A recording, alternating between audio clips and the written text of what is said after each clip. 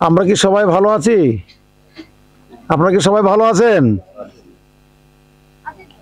কেউ না, কেউ না, কেউ ভালো না। আহ, আমাদের কারো সুখ নাই।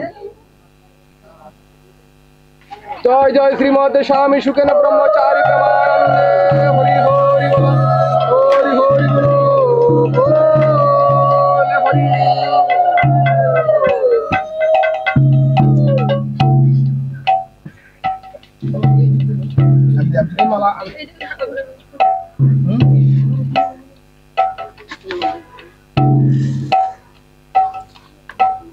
আমরা যদি সুখে থাকতাম তাহলে আমরা সুখের জন্য আর কান্নাকাটি করতাম না। প্রকৃত সুখে আমরা কেউ নাই। যে জিনিস পাওয়ার জন্য আমাদের মানব জন্ম লাভ, যে জিনিস ধারণ করার জন্য আমাদের এই মানব তনু ধারণ করা, যে জিনিস পেলে আমরা প্রকৃত সুখী হতাম,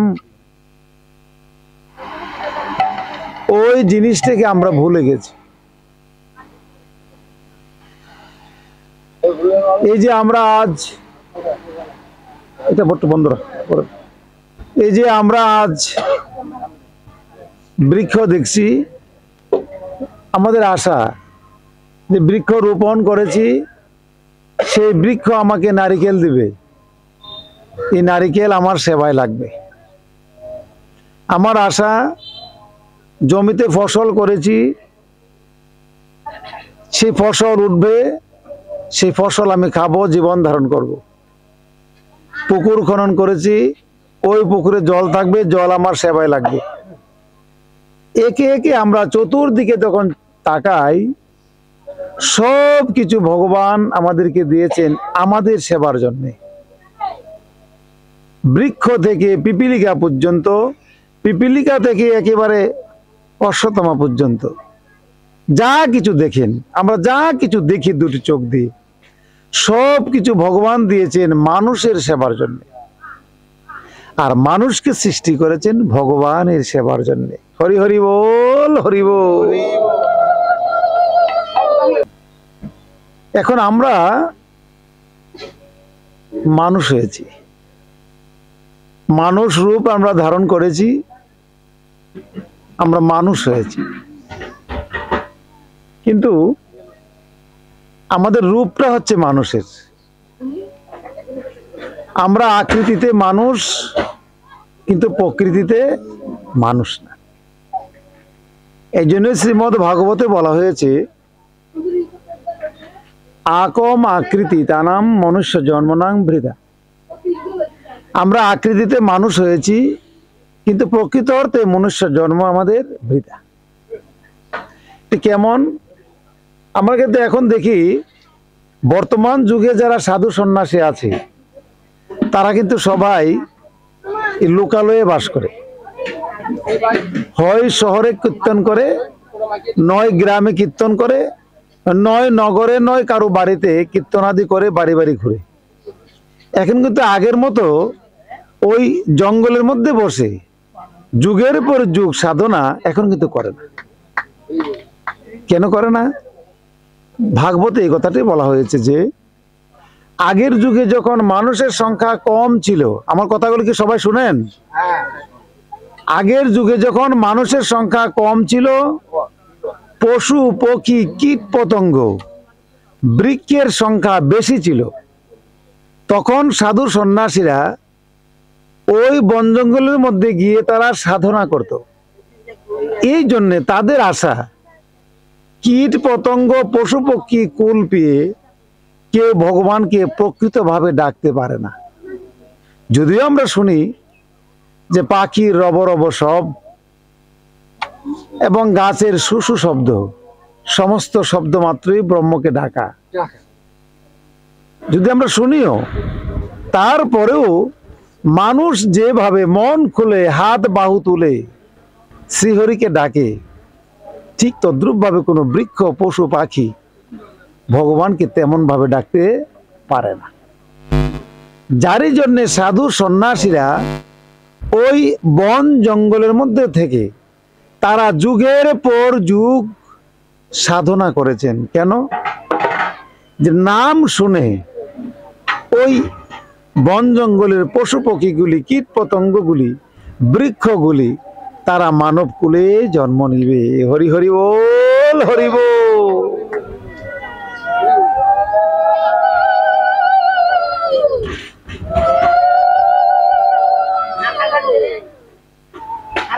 আমাদের ভাগবতে বলা হয়েছে,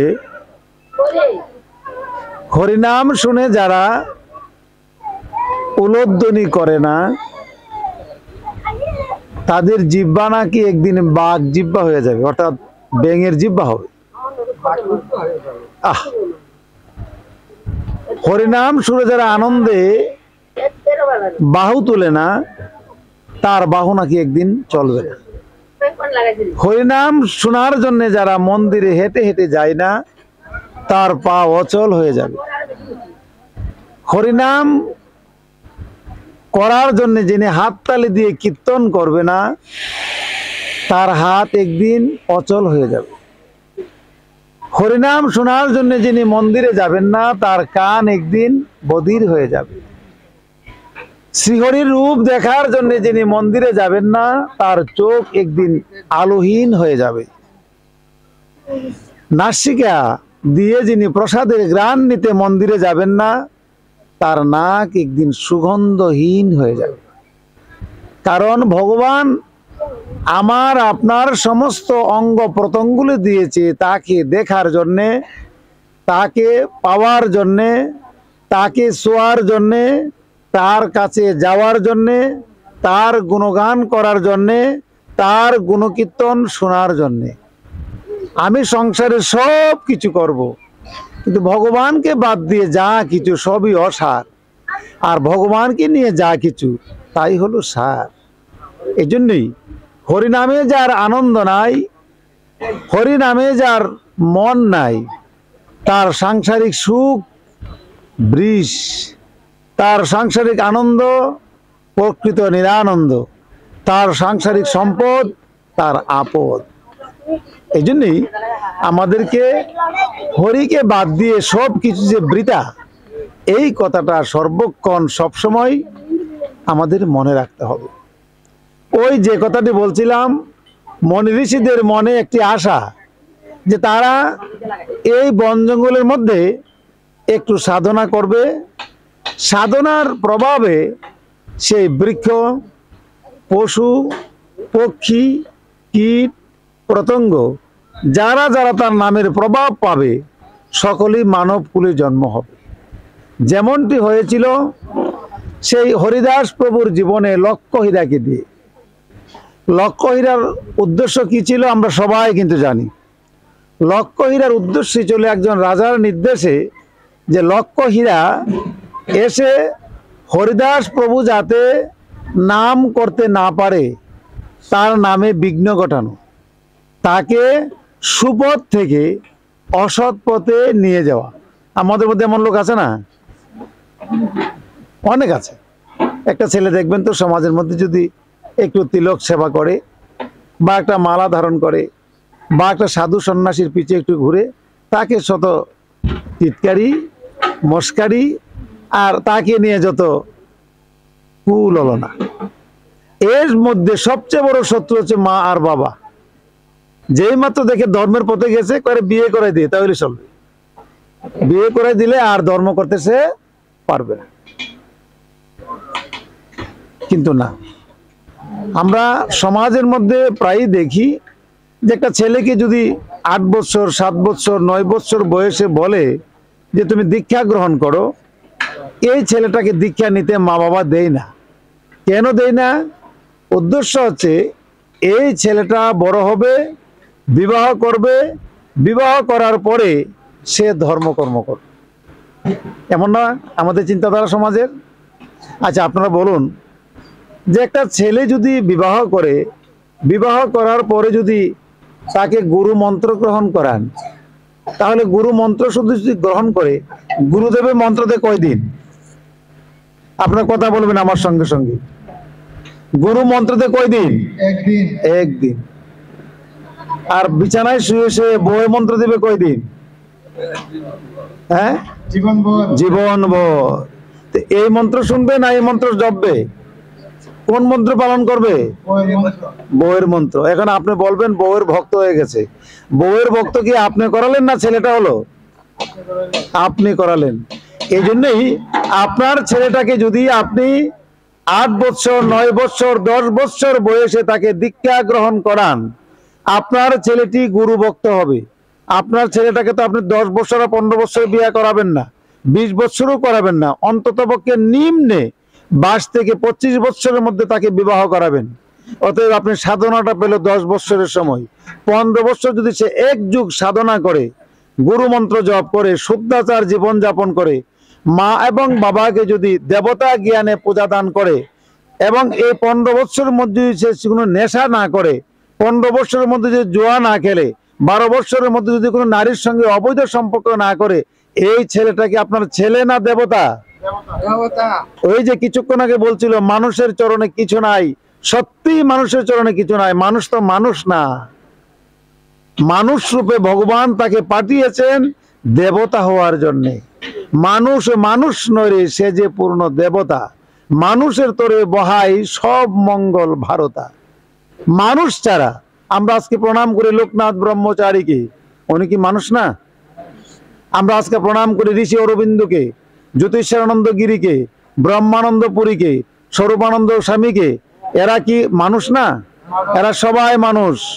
আমরা আজকে ভগবানের নাম জপ করি, ভগবান শ্রীকৃষ্ণ উনি কোন রূপে এসেছেন? মানুষ রূপে এসেছেন। শ্রীরামচন্দ্র কোন রূপে এসেছেন? মানুষ রূপে এসেছেন। এই যে শ্রী হরি নারায়ণ কোন রূপে এসেছেন? মানুষ রূপে এসেছেন। শ্রী চৈতন্য কোন রূপে এসেছেন? মানুষ ছাড়া পৃথিবীতে কোনো দেবতা বা কোনো অবতার আসতে পারে নাই,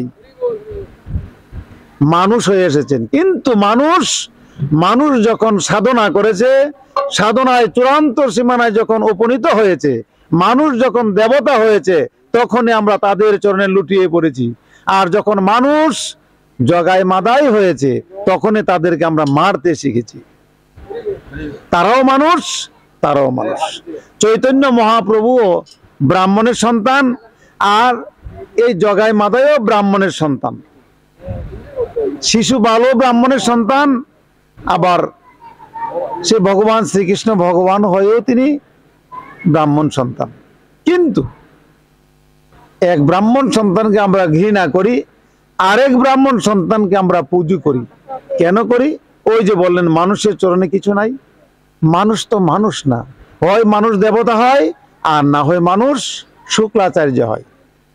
এই শুক্লাচার্যের চরণে তো কিছু নাই, তিনি অসুরের গুরু। যদিও জ্ঞানে তিনি বড় ছিল, বিদ্যায় তিনি বড় ছিল, কিন্তু তারপরও তিনি দেবতাদের গুরু হতে পারলেন না, হলেন গিয়ে অসুরদের গুরু। আর বৃহস্পতি শুক্লাচার্যর থেকে জ্ঞানী কম ছিল, তারপরও তিনি দেবতার গুরু, কারণ তিনি দেবতা। এই জন্যই আমাদেরকে দেবতা হতে হবে। যে কথাটি বলছিলাম, যে আমরা পেয়েছি কি? মানুষ জন্ম পেয়েছি। লক্ষ্যহীরাকে নির্দেশ দেওয়া হলো যে তুমি একটা কাজ করো। কি করবে? যে তুমি হরিদাস যাতে হরিনাম না করতে পারে। হরিদাস কি যে জাদু জানে, মানুষকে দলে দলে তার দলে নিয়ে যাচ্ছে।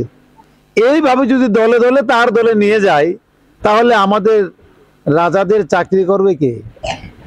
রাজাদের চাকরি করতে গেলে তো মদ খেতে হবে, জুয়া খেলতে হবে, এবং গরিব থাকতে হবে। গরিব না হলে কে করে চাকরি করে না। এই জন্য গরিব থাকাতে হবে, আর গরিব থাকার জন্য তাকে মদ খাওয়াতে হবে। মদ খেলে তার জ্ঞান কম হয়, আর জ্ঞান কম হলে রুজি রোজগার কম হবে, গরিব থাকবে। মদ তো ভালো জিনিস, খাওয়া যায়, কিন্তু খাওয়ার পরে তো নিজে তাল ঠিক থাকে না।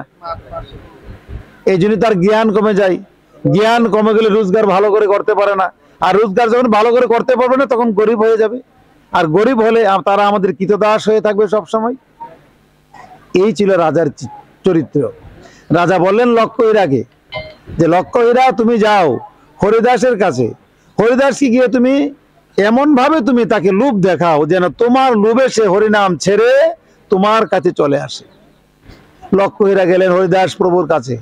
হরিদাস প্রভুকে গিয়ে বললেন, হরিদাস তোমার সঙ্গে আমার কথা আছে। হরিদাস বললেন, লক্ষ্যহীরা তুমি একটু বসো, আমি একটু নাম জপে নেই, তারপরে তুমি এই ধরো, ধরো।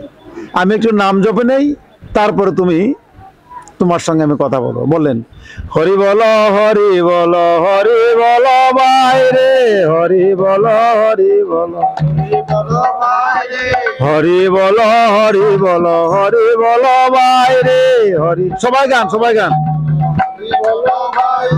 হরি বল হরি বল হরি বল বাইরে, হরে নাম ছাড়া বাইরে অন্য গতি নাই রে, হরে নাম,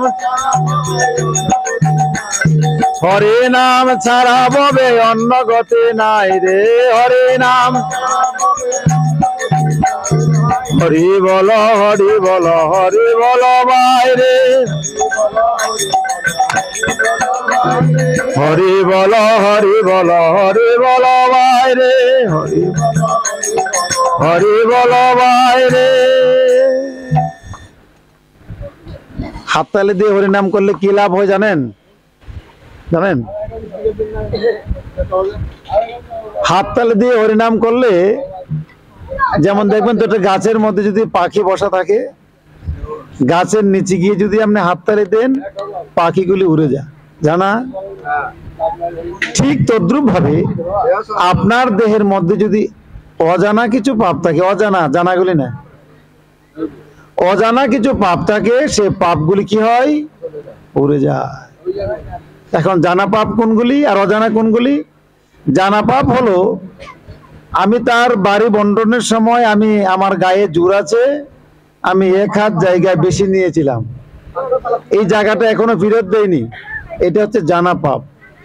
এই জায়গাটা যতক্ষণ পর্যন্ত ফেরত দেওয়া না হবে ততক্ষণ পর্যন্ত শ্রীহরি আপনাকে মাফ করার ক্ষমতা নাই। আপনি জানেন শ্যাম বাবু আপনার কাছে 1000 টাকা পাবে, আপনার কাছ থেকে তিনি নিতে পারেননি, তার ছেলের সংখ্যা কম, আপনার ছেলের সংখ্যা বেশি, এই জন্য নিতে পারেনি, যারই জন্যে আপনাকে এই টাকাটা দেনা হয়ে রইলেন। কিন্তু আপনি জানেন সে টাকা পাবে, কিন্তু আপনি টাকাটা দিচ্ছেন না। কি রে বাবা, এটা একটু বন্ধ করে দেন, এই টাকাটা আপনি দিচ্ছেন না, যারই জন্যে এখন আপনি দেনা হয়ে আছেন। এই জানা পাপটা হরিনাম করার সঙ্গে সঙ্গে আপনার মাপ হবে না, এটা জানা পাপ। আপনি জানেন আপনার পাশের বাড়ির মুরব্বিটির মনে আপনি অনেক কষ্ট দিয়েছেন, ব্যবহারে, আচারে, আচরণে অনেক কষ্ট দিয়েছেন, এই কষ্ট তার পায়ে ধরে আপনি মাপ নেননি, শ্রীহরির কাছে কান্না করছেন, শ্রীহরি সে মাপ দিতে পারবে না। আপনি জানেন আপনার শাশুড়ির মনে আপনি কষ্ট দিয়েছেন, এই ভগবান শ্রীহরি এখন তো আমাদের আছে, মা বাবাকে বাদ দেয় না আর মালা নিয়ে জপ করে, আছে না এমন? ভগবান শ্রীহরি এই নাম গ্রহণ করবে না। আমাদের মধ্যে আছে অনেক মানুষ আছে এমন, যারা শ্বশুর শাশুড়িকে একটু প্রণাম করে না, কিন্তু তার স্ত্রীকে বলে আমার মা বাপকে প্রণাম করো, আছে না এমন? নিজে করে না। আমার মাকে তুমি প্রণাম করো না কেন, আমার বাবার কথা তুমি মানো না কেন, অথচ বউয়ের মা এবং বাবার কথা সে মানতে রাজি না, এটা হচ্ছে জানা পাপ। তাকে দিয়ে যদি আমার মা বাপকে প্রণাম করাতে শিখি, তাহলে আমিও তার মা এবং বাবাকে প্রণাম করতে শিখতেই হবে। এটাই হচ্ছে ধর্মীয় শিক্ষা। যদি না করি, এটা আমার জানা পাপ। এখন অজানা পাপগুলি কি? অজানা পাপ হচ্ছে আমি রাস্তায় দিয়ে হাঁটছি, জীবহত্যা মহাপাপ, পায়ের পৃষ্ঠতলে পড়ে একটি পিঁপড়া মরেছে, অজানা পাপ। এক দোকান থেকে আমি 10টি টাকা বাকি করেছিলাম, কোনো না কোনো কারণে আমি ভুলে গিয়েছি, একেবারেই মনে নাই, এটা অজানা পাপ। আমি জেনে বা না জেনে, বুঝে বা না বুঝে ছোটকালে আমি একটি ভুল করেছিলাম, কিন্তু লোকটাকে খুঁজে পাচ্ছি না মাপ নেওয়ার মতো, এটি হচ্ছে অজানা হয়ে গেছে, লোকটাকে খুঁজে পাচ্ছি না। আমি ধার নিয়েছিলাম 500 টাকা, কিন্তু তাকে খুঁজে পাইনি তাকে টাকা দেওয়ার মতো, এবং তার পুত্র বা তার পরিজন কাউকে পাইনি টাকা দেওয়ার মতো। এই মাপটা ভগবান গ্রহণ করবে, কারণ এটি হচ্ছে অজানা পাপ। আমি জেনে বা না জেনে, বুঝে বা না বুঝে আমরা কিন্তু করি। একজনের মুখে শুনে যদি বলি এরে রামের মা তো এটা বলেছে, আর আমি এমনিতেই রাগ করে তার প্রতি রাগান্বিত হয়ে যায়, হয় না এমন? এটা হচ্ছে অজানা পাপ। আরেকজনের মুখে শুনে তাকে গালি দেওয়া যাবে না। জেনে শুনে বুঝে আমরা যদি শুনি যে এই লক্ষ্মীর মা অলক্ষ্মীর মারে গালি দিয়েছে, লক্ষ্মীর মা শুনে তাকে গালি না দিয়ে যদি গিয়ে বলে, কে গো তুমি কি আমাকে গালি দিয়েছো, এতে কি ঝগড়া হবে? এতে ঝগড়া হবে না। জিজ্ঞেস করতে পারে, কি গো লক্ষ্মীর মা তুমি কি আমাকে গালি দিয়েছো? না দিদি আপনাকে তো গালি দেয়নি। তাহলে এই আরেক অলক্ষ্মীর মা বলল কি করে? তখন তাকে জিজ্ঞেস করা যায়, ঝগড়াটা কমে যায়। এটি হচ্ছে অজানা জানা এইসব কিছু। এই অজানা পাপগুলি হরিনামের গুণে মাফ হয়ে যায়, আর জানা পাপগুলি হরিনামের গুণে মাফ হয় না। যার কাছে আমি অন্যায় করেছি তার কাছেই আমাকে গিয়ে মাপ নিতে হবে। হরি হরি বল, হরি বল।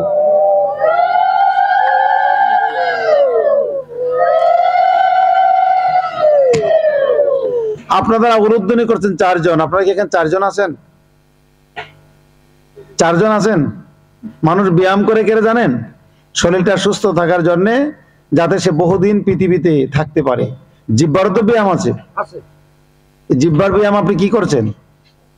জিহ্বার ব্যায়ামটা হচ্ছে উলুধ্বনি করা। সকাল সন্ধ্যায় দুপুর বিকাল আপনি উলুধ্বনি করবেন। কেন করেন উলুধ্বনি? ভগবান শ্রীকৃষ্ণ যখন ঘাটে যেত রাধাকে পেত না, আর রাধা যখন ঘাটে যেত তখন ভগবানকে পেত না। তখন দুজনের মধ্যে একটা বুদ্ধি হলো। কি বুদ্ধি হলো? রাধা রানী তুমি যখন ঘাটে যাবে গিয়ে উলুধ্বনি করবে, তাতে বুঝবা তুমি আমাকে ডাকছো। আর আমি যখন ঘাটে যাবো তখন আমি তো বাঁশির সুর বাজাবো, তখন তুমি বুঝবে আমি আসছি।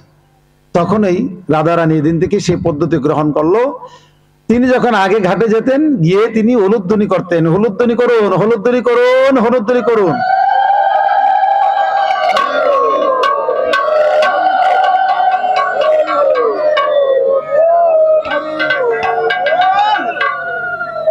হলুধ্বনিটা আজকে আগে থেকে একটু ভালো না?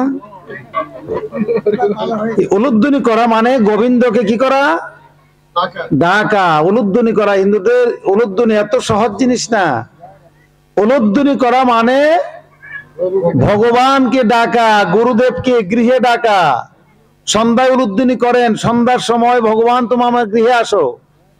আবার সকালে উলুধ্বনি করবেন, ভগবান তুমি আমার গৃহে আসো। যখন পুজো করবেন তখন উলুধ্বনি করবেন, ভগবান তুমি পূজা গ্রহণ করো।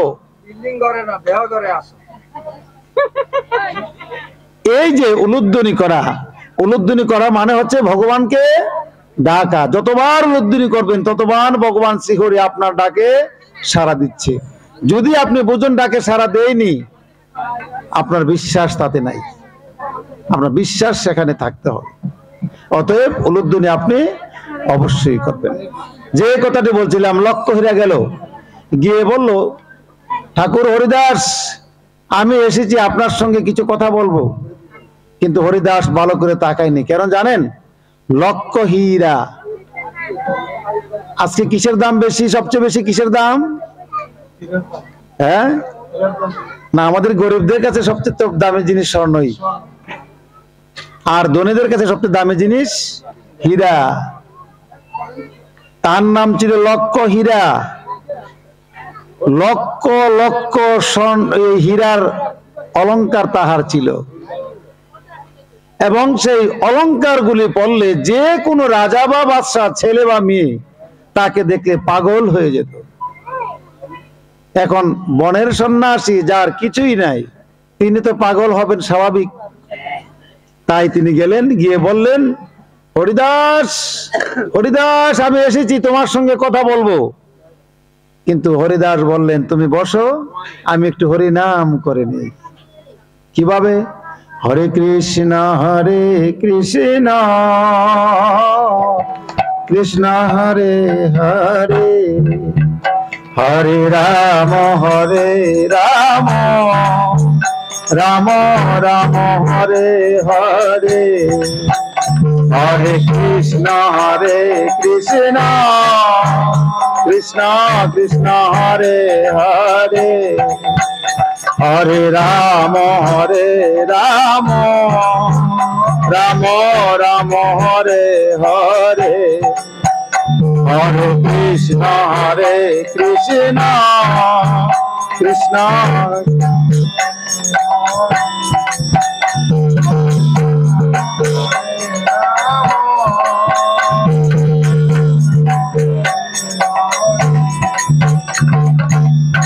বাহ, এইভাবে যদি চক্ষু মুদ্রিত ভাবে আমি হরিনাম করি, আমার দিকে কি কেউ লোভ করবে? করবে লোভ? কিন্তু আজকে দেখি পায়ে জুতো মালা জপে, হাটে মালা জপে, টিভি দেখে মালা জপে, ঝগড়া করে মালা জপে, অন্যের গাছের লাউ গনে মালা জপে, অন্যের কুমড়ো গনে মালা জপে, অন্যের নিন্দা শুনে মালা জপে, বলছে নাম নাম জপ নিরলে বসিয়া। আমাদেরকে সে লক্ষ্য হীরার সম্মুখে হরিদাস প্রভু জপে চলেছেন নাম, প্রভাত হয়ে গেল। লক্ষ্য হীরা পিছনের দিকে তাকায় দেখে বেলা প্রভাত হয়ে গেছে, লোক এসে যাবে, তাই তিনি লুকোবয়ে দৌড়ে চলে গেল। আবার সন্ধ্যায় আসলো, হরিদাস এক এক করে তুমি 2 দিন আমার সঙ্গে প্রতারণা করেছো, তোমার কাছে আজকে আমার অনুরোধ, তুমি আমার কি 2টি কথা শুনবে? তুমি আমার 2টি কথা শোনো, আমার সঙ্গে একটু কথা বলো। হরিদাস প্রভু বললেন, আমি তোমার সঙ্গে কথা বলতে পারবো সূর্য উদয়ের পরে, আমি এবার নাম জপতে হবে। তাই তিনি জপমালা হাতে নিয়ে জপ করতে শুরু করলেন। জপ শুরু হলো, জপ শুরু হলো, সূর্য উদয় হয়ে গেল। লোকবয়ে আবার সেই লক্ষ্য হীরা পালাতে লাগলো। এইভাবে 1 দিন 2 দিন 3 দিন 7 দিন চলে গেল। 7 দিনের দিনে সকাল বেলা হরিদাস প্রভু চক্ষু মুদ্রিত ভাবে বসে আছে। আজকে লক্ষ্য হীরা লোক বয়ে পালাচ্ছে না, বলছেন হরিদাস প্রভু, হরিদাস তোমার সঙ্গে আমি একটি আলিঙ্গন করতে চাই, তোমার সঙ্গে একটু কথা শুনতে চাই। তুমি মনে মনে কি নাম জপো, আমি নামটা আজকে শুনতে চাই, আমি যেন তোমাকে পুজো করতে ইচ্ছে হয়। হরিদাস আমি আজ লক্ষ্য হীরা না, আমি সমস্ত হীরা আজ ফেলে দিয়ে আসছি, সমস্ত অলংকার আজ ফেলে দিয়ে আসছি, আমি তোমার ভক্ত হতে আসছি। হরিদাস তুমি চক্ষু খুলো, আমি তোমার মুখ থেকে হরিনাম শুনতে চাই। এই বলে বলে লক্ষ্য হীরা কাঁদতে শুরু করলো, বলতে শুরু করলো, যাচনা করতে শুরু করলো। সব শুনে হরিদাস প্রভু চক্ষু যখন খুললেন, খোলার সঙ্গে সঙ্গেই হরিদাসের পায়ে লক্ষ্য হীরা পরে বলল, আমাকে তুমি নাম শোনাও, হরের নাম, হরের নাম, হরের নাম ঐব্যকে বলো, কইল নাস্তব্য নাস্তব্য গতির অন্যতা।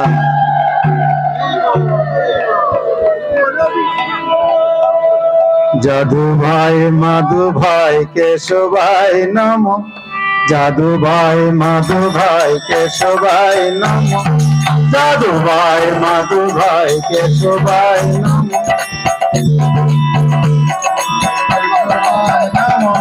যাদু ভাই মাধু ভাই কেশবাই নম, যাদু ভাই মাধু ভাই, যাদু ভাই মাধু ভাই কেশবাই নম। ভাই শিল্পীর দল, তোমাদের মনে রাখতে হবে আমি কিন্তু গান গাইতে বসি নাই, আমি কিন্তু বসছি পাঠ করতে। মধ্যে মধ্যে গান টান দিন কেন? ও যে ব্যক্তি একটু ঘুমিয়ে যাচ্ছে তাকে একটু জাগানো। এবার তিনি বললেন, যাদু ভাই মাধু ভাই কেশব ভাই নম, তুমি তো প্রণাম করছো, এই বলে প্রণাম করো। প্রণাম মন্ত্র না বলে প্রণাম করলে প্রণাম গ্রহণযোগ্যতা পাই না। আমরা কিন্তু আছি হুট করে গিয়ে পড়ে যাই না, প্রণাম করতে হয়। মা এবং বাবাকে প্রণাম করতে গেলেও মাতৃদেব ভব পিতৃদেব ভব, মা এবং বাবাকে প্রণাম করতে গেলেও মন্ত্র বলতে হবে। ধরুন আমরা হাত জোর করি, বলুন, ভাগবতে বলা হয়েছে আমরা কাকে প্রণাম করব? মা এবং বাবাকে। যার মা নাই দুনিয়াতে তার মার রূপটা চোখে আনবেন, যার বাবা নাই তার বাবার রূপটা চোখে আসবেন, আর যার বাবা মা এখানে আছে তার দিকে তাকিয়ে থাকবেন, আর যার মা বাবা দূরে আছে তাকে একটু চোখের সামনে আনেন, এনে বলুন মাতৃদেব ভব, মাতৃদেব ভব, মাতৃদেব ভব, পিতৃদেব ভব, পিতৃদেব ভব, পিতৃদেব ভব, আচার্য দেব ভব, আচার্য দেব ভব, আচার্য দেব ভব।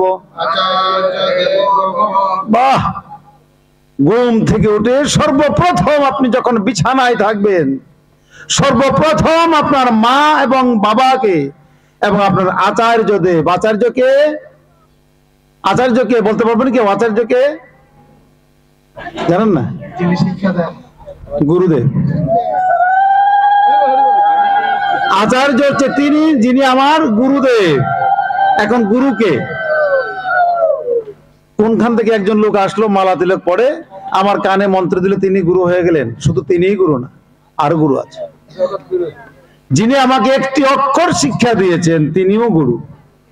যিনি আমার মা তিনি গুরু, যিনি বাবা তিনি গুরু, যিনি আমার ভাই আমাকে ভাষা শিখিয়েছেন তিনি গুরু, যিনি আমার কাকিমা তিনি গুরু, কারণ আমাকে একদিন হলো কুলে নিয়েছেন, নিয়ে আমাকে একটি শিক্ষা দান করেছেন। আমার কাকা গুরু, কারণ তিনি আমাকে ভালোবেসেছেন, কোলে নিয়ে আমাকে শিক্ষা দিয়েছেন। স্কুলের শিক্ষক, কাজে যিনি আমাকে কাজ শিখিয়েছেন, স্বর্ণের কাজ, কাঠমিস্ত্রি কাজ, শিল কাজ, রাজমিস্ত্রি কাজ, যে কোনো কাজ আমি শিখেছি আচার্যের কাছ থেকে, তিনি আমাদের কি? গুরু। এই জন্য আচার্য দেব ভব, আচার্য গুরু নম। আমি যখন আচার্য দেব ভব বলে প্রণাম করব, আমার যেই যেই শিক্ষা গুরু যেখানে যেখানে আছে সকলের কাছে আমার প্রণাম গিয়ে পৌঁছবে। আর মাতৃদেব ভব, পিতৃদেব ভব, মা এবং বাবাকে রেখে গোবিন্দ বসবেন, এই চালাকি মন্ত্র আপনাকে কে দিয়েছে? এই মন্ত্র আপনাকে কে প্রদান করেছে যে গোবিন্দই তোমার সব, তোমার মা এবং তোমার বাবা তোমার কিছুই নয়? ঢাকা মিথ্যা ছাড়া আর কিছুই না। আমরা একটু ভাগবতে প্রবেশ করব। ভাগবতে বলা হয়েছে, দয়া করে আপনারা একটু চুপ থাকুন। আমার কথা কি আপনাদের ভালো লাগে না? ভালো লাগে, চুপ করবেন না কেন? দক্ষিণা তো দিতে হবে না। আমি দক্ষিণা জন্য আসিনি, আমি আসছি আপনাদের দেখার জন্য। যত্র শিব তত্র জীব, যত্র শিব তত্র জীব। যেখানে যেখানে জীব আছে সেখানে সেখানেই শিব আছে। যত্র যত্র নেত্র ফুরে তত্র তত্র কৃষ্ণ ছড়ে। কৃষ্ণ নাই কোথায়?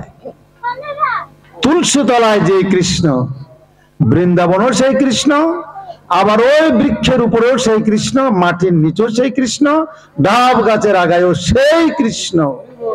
যার চক্ষু আছে সর্ব জায়গায় কৃষ্ণকে দেখে, আর যার চক্ষু নাই কৃষ্ণর মধ্যেও তিনি কৃষ্ণকে দেখতে পাই না।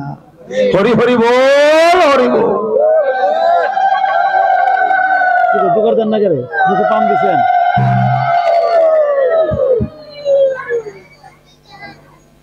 এখন আমরা যেদিকে ছিলাম, লক্ষ্যটা কি হয়ে গেল? বৈষ্ণব হয়ে গেল। কাকে প্রণাম করে?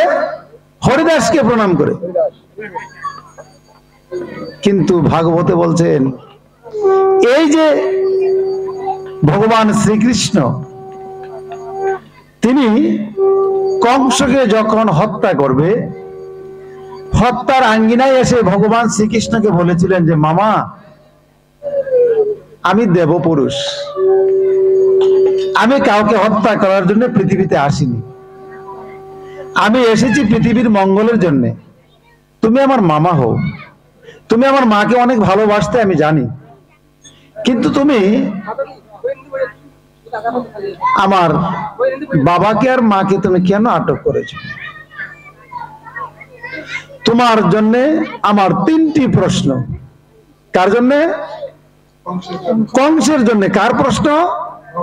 ভগবান শ্রীকৃষ্ণের প্রশ্ন। আপনার কথাগুলি খুব মনোযোগ সহকারে শুনবেন, জানি আপনারা সবাই জানেন, জানা কথাগুলো একটু শোনানো আর কি।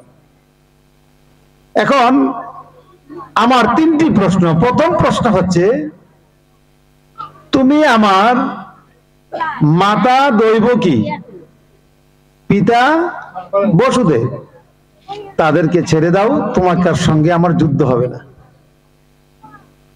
দ্বিতীয় প্রশ্ন হচ্ছে, তুমি তোমার বাবা উগ্রসেনকে ছেড়ে দাও, তোমার সঙ্গে আমার যুদ্ধ হবে না। আর তৃতীয়টা হচ্ছে, তোমার সেই অন্ধ কারাগারের মধ্যে অনেক নারী আটক আছে, তাদেরকে তুমি ছেড়ে দাও, তোমার সঙ্গে আমার যুদ্ধ হবে না। যুদ্ধ হলে কি হবে? তোমাকে মেরে ফেলবো। দেখ বেটা, তুই আমার ছেলের মতো না, আরো ছোট, তুই আমার সাথে মেরে ফেলবে, আই যুদ্ধ কর। ভগবান শ্রীকৃষ্ণের সঙ্গে যুদ্ধ হলো। এক পর্যায়ে ভগবান শ্রীকৃষ্ণ কংসকে মেরে ফেলল। মেরে ফেলার সঙ্গে সঙ্গে তার কাজ হলো কি, প্রহরীকে বললেন, প্রহরী তুমি আমাকে নিয়ে যাও ওখানে যেখানে আমার মা বাবা আটক আছে, আমাকে নিয়ে যাও সেখানে যেখানে আমার দাদু উগ্রসেন আটক আছে, আমাকে নিয়ে যাও সেখানে যেখানে অবলা নারীগণ আটক আছে। চলে যাওয়া হলো। বলরাম যাচ্ছে না, পিছনে চলে গেল দৈবকীর কাছে, অন্ধ কারাগারে গিয়ে তাকে মুক্ত করে যখন বললো, মা এসো, বাবা এসো, তখন মা বাবা জিজ্ঞেস করলো, বাবা বলরাম কোথায়? বলরাম তো আসছে না তো। কেন? জানি না, নিয়ে চলো। বলরামের কাছে গিয়ে বলেন, বলরাম তুমি আসছো না কেন? কানাই তো চলে আসছে। বলরাম বলেন, মা এতদিন পর্যন্ত কংসের ভয়ে তোমাদেরকে আমরা সেবা দিতে পারিনি, তোমাদেরকে দেখতে পারিনি, তোমাদেরকে ভালোবাসা দিতে পারিনি, ভালোবাসা নিতে পারিনি, একটু প্রণাম করতে পারিনি। কংসের ভয়ে এই যে পাপ করেছে মা, এই পাপ আমার এমন পরিপূর্ণতা অর্জন করেছে, আমি মাপ নিব কি করে, কোন লজ্জায় তোমার সম্মুখে আসবো, তাই আমি ওখান থেকে মা আমি আসছি না। বলরামকে গলায় জড়িয়ে ধরলেন এবং ভগবান কৃষ্ণকে গলায় জড়িয়ে দিয়ে বললেন, তোমরা এত এত ধার্মিক। দেখুন সনাতন ধর্ম কত সুন্দর, যার নাম নিয়ে আমরা আজ কান্না করছি, ভগবান শ্রীকৃষ্ণ। ভগবান শ্রীকৃষ্ণ তার মাকে এবং বাবাকে কত ভালোবাসত, তার মাকে এবং বাবাকে তারা কত শ্রদ্ধা করত, ভক্তি করত। আর আমরা আজ কৃষ্ণ ভক্ত হয়ে আমরা আমাদের মা এবং বাবার প্রতি কি আচরণ করি? আমরা রাম রাম বলে কান্নাকাটি করি। শ্রীরামচন্দ্র, আপনারা বলবেন তো, কথা বলবেন সবাই। বনবাস কার হয়েছে? রামের। রামের হইল? বনবাস কি রামের হয়েছিল? বনবাসটা যদি রামের হয় তাহলে লক্ষণ বনবাস দেয় কেন? সীতা বনবাস দেয় কেন? বনবাস তো হয়েছে রামের, রাম একা যাক, সীতা এবং লক্ষণ যাবে কেন? প্রশ্ন না? পিতৃসত্ব পালনের জন্য রাম বনে গেছে, কিন্তু পিতাকে একবার বলেছে তুমি বনে যাও? রামায়ণে পেয়েছেন কোথাও? একবারও বলে নাই। কিন্তু শুনেছে মাত্র, পিতা তার মাতার সঙ্গে প্রতিজ্ঞা করেছে, এই প্রতিজ্ঞা পালনের জন্য রাম বনে চলে গেছে, পিতৃসত্ব পালনের জন্য। আর আমরা কেমন রামের অনুসারী, কেমন সনাতন ধর্মের অনুসারী। বাবা যদি একটা ডেক, আপনাদের ডেক বলেন না, কি বলেন, পাত্র বলেন নাকি, ডেস্কি বলেন, এই ডেস্কিটাকে যদি আপনি বন্টন করে দেন যে ছোট ভাই নিয়ে যাক, হবে না, এটাকে কাটো। এই হচ্ছে আমরা রামের অনুসারী। আমি দেখেছি আমার পাশের বাড়িতে আপনারা ওই যে শিল দিয়ে যে মরিচ বাটাটা কি বলেন, হ্যাঁ, পাটা পাটা, এই পাটাটাকে উঠানে ভেঙে দুই ভাগ করেছে, শিলটাকে ভেঙেও দুই ভাগ করে বন্টন করে নিয়েছে দুই ভাই। এই ভাই লক্ষণকে বলা হলো, লক্ষণ তুমি বনে যেও না, রাম বনে যাবে। লক্ষণ বললেন, রাম আমার ভাই, আমার বড় ভাই, রাম বনে গিয়ে একা থাকবে এটা আমার সহ্য হবে না, আমি যেতেই হবে। অথচ তারা কি এক মায়ের ঘরে নাকি দু মায়ের ঘরে? বাহ, কত সুন্দর দৃষ্টান্ত সনাতন ধর্ম। সীতা বনে যাবে, তিনি কি পারতেন না রামের সেই বাবার রাজপ্রাসাদে এসে কি সুখ ভোগ করতে? লক্ষণের বউ যেভাবে থাকছিলেন, সীতা দেবী বললেন, আমার প্রতি বন জঙ্গলে গিয়ে 12 বৎসর ঘুরবে আর আমি রাজপ্রাসাদে সে কি ভালো ভালো খাবো? এটা কি নারীর ধর্ম? আমরা আজকে কিন্তু শুনি একটা মেয়ে যখন একটা ছেলের সঙ্গে প্রেম করে বলে, তুমি যদি জঙ্গলে থাকো আমিও জঙ্গলে থাকো, তুমি যদি গাছতলায় থাকো আমিও গাছতলায় থাকবো। আওয়ার পরে বাবা মাকে যতক্ষণ পর্যন্ত ঘর থেকে না তাড়ায় তার শান্তি নাই। এই হচ্ছে আমরা রামের বংশ, এই হচ্ছে আমরা রামের অনুসারী, এই হচ্ছে আমরা রামকে ভালোবাসি। রাম রাম বলে কাঁদি, রামের চরিত্র আমার মধ্যে নাই। অথচ শ্রী রামচন্দ্র যা করেছেন এই জীবের জন্য, ভগবান শ্রীকৃষ্ণ যা করেছেন এই জীবের জন্য, কিন্তু আমরা তা করছি। যেদিকে আমরা ছিলাম সেদিকে যাই। কোন দিকে ছিলাম? আমরা ছিলাম ভগবান শ্রীকৃষ্ণ তার মা এবং বাবাকে কত ভালোবাসত। আমরা ছিলাম লক্ষ্যহীরা বৈষ্ণব হয়েছে, মা এবং বাবাকে প্রণাম করেছি আমরা। বরং তো দেখি যার মা বাবা 20 বছর আগে মারা গেছে, যার মা 15 বছর আগে মারা গেছে, একদিন কি আপনি এভাবে প্রণাম করেছেন? করেন। তা আপনাকে যে এই জগতে রেখে গেল, তাদের জন্য আপনি কি করছেন? মা এবং বাবা যখন গত হয়ে যায়, বা যে কোনো মানুষ যখন গত হয়ে যায়, তার নামের আগে আমরা কি লিখি? তার নামের পূর্বে কি লিখি আমরা? স্বর্গীয়। তাহলে নিশ্চিন্ত আমি যে আমার মা এবং বাবার স্বর্গে চলে গেছে। আর স্বর্গে যিনি যান তিনি কি মানুষ থাকে না দেবতা হয়?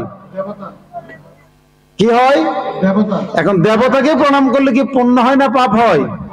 পুণ্য হয়। মা এবং বাবা স্বর্গে চলে গেছে, অতএব দেবতা হয়ে গেছে। আপনি বলবেন আমার মা বাবা কি স্বর্গে গেছে? যদি না হয়তো স্বর্গীয় লেখেন কেন? আর যদি স্বর্গে না গিয়ে থাকে, ব্রাহ্মণ দিয়ে যখন শ্রাদ্ধ করাচ্ছিলেন, ব্রাহ্মণকে তো বলছিলেন, কর্তা আমার মা এবং বাবার কাজ কি সুসম্পন্ন হয়েছে? কর্তা বলেছিলেন তথাস্তু। বলে নাই? যখন তথাস্তু বলেছে তো কাজ তো হয়েছে। আমার মা এবং বাবা জানা অজানা সমস্ত পাপ কর্তা গ্রহণ করে, কর্তা পৃথিবীতে আছে, আমার মা বাবা স্বর্গে চলে গেছে। অতএব আর সমস্যা কি? আমি তো প্রণাম করতেই পারি না? সবাই, সবার প্রতি অনুরোধ, আপনারা সবাই ঘুম থেকে বিছানা থেকে ওঠার আগেই, বিছানা থেকে বসেই আপনি আপনার মা এবং বাবাকে এবং গুরুকে প্রণাম করে তারপর বিছানা থেকে নামবেন। তুলসী প্রণাম করবেন, প্রদক্ষিণ করবেন, সূর্য প্রণাম করবেন, আপনি খুব করুন, কিন্তু তার পূর্বে আপনি আপনার মা এবং বাবাকে প্রণাম করবেন। পারবেন তো সবাই? পারবেন সবাই? কে কে পারবেন? আর যে হাত তুলছে না সে পারবেন না? সবাই করবেন। সমবেত সুধী মণ্ডলী, আমরা আরেকটু দিকে আগাই। নারদমণিকে চিনেন সবাই? নারদমণিকে? নারদমণি খুব চতুর লোক। নারদমণি গিয়ে ভগবানকে জিজ্ঞেস করছেন, ভগবান আপনি কি নিরপেক্ষ? হ্যাঁ আমি তো নিরপেক্ষ। কিভাবে? কিভাবে? যদি আপনি নিরপেক্ষ হতেন তাহলে তো আপনি দুর্যোধনদের পক্ষ থাকতেন, পাণ্ডবদের পক্ষ থাকতেন। আপনি তো পাণ্ডবের পক্ষে, দুর্যোধনের পক্ষে আপনি নাই। সেই কথা শুনে সেই ভগবান বললেন যে নারদ, আমার কাছে দুজন আশীর্বাদ নিতে এসেছিল, একজন হচ্ছে অর্জুন, আরেকজন হচ্ছে দুর্যোধন। একজন আগে এসে আমার মাথার কাছে দাঁড়িয়েছিল, আরেকজন পরে এসে আমার পায়ের কাছে বসেছিল। আমি যখন ঘুম থেকে উঠে দেখি অর্জুন আমার পায়ের কাছে বসা, সঙ্গে সঙ্গে তাকে আমি আশীর্বাদ দিয়ে দিলাম।